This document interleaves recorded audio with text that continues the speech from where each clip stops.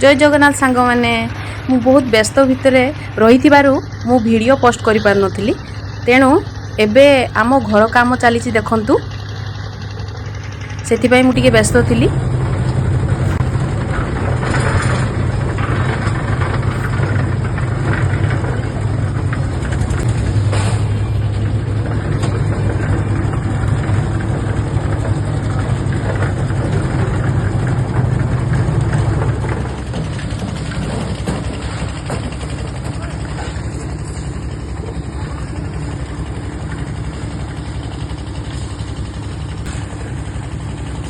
एबे देखि पारुथिबे आम घर काम चली आउ ए साइड रे आम पुराना घर टी अछि से पुराना घर साइड रे आम नुआ घर हेउची।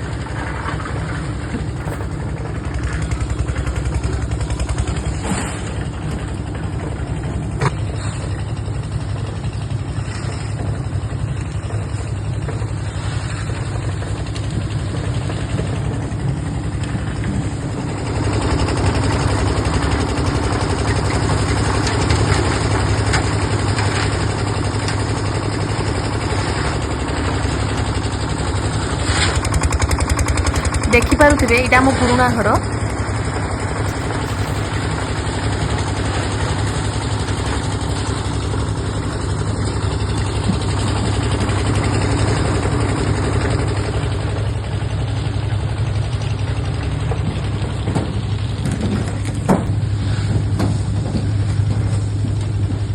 एबे आमर संपूर्ण रूपे ढोळई काम तैयारी हेइची देखि पारुथिबे आपण माने।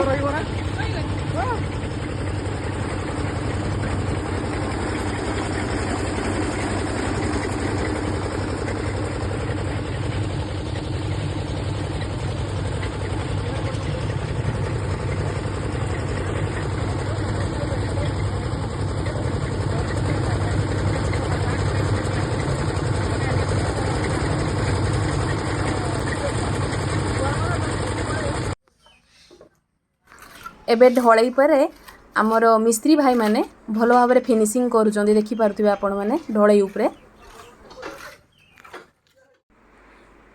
मिस्त्री आ मूलिया खाइबा पई आमर खाद्य प्रस्तुत हेइची देखि पारुथिबे आपण माने भात आउ आमर चिकन भी हेइची।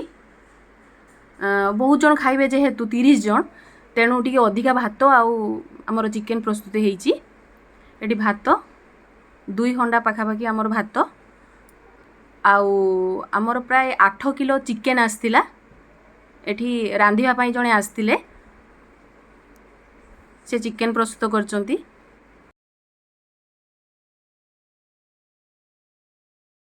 शॉर्ट पड़िबारु मते 2 रु 2.5 केजी चिकन मते रोषेई करिया पई पड़ला। एबे देखि पारुथिबे मिस्त्री आ मूलिया भाई माने एठी खाउचंती आ खाइकी भी बहुत जण उठी गलेनी।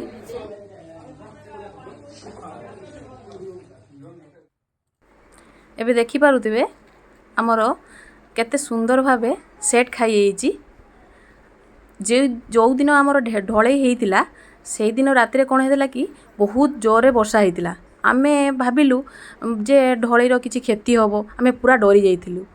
तापर दिन नेक्स्ट डे आमे आसी कि देखिलु कि जहा हो भगवान को दयारु किछि भी सेमिति हेइनी खाली जस्ट टिके टिके ता ऊपरे बाली कोना गुडी को टिके बाहरी जाइतिला।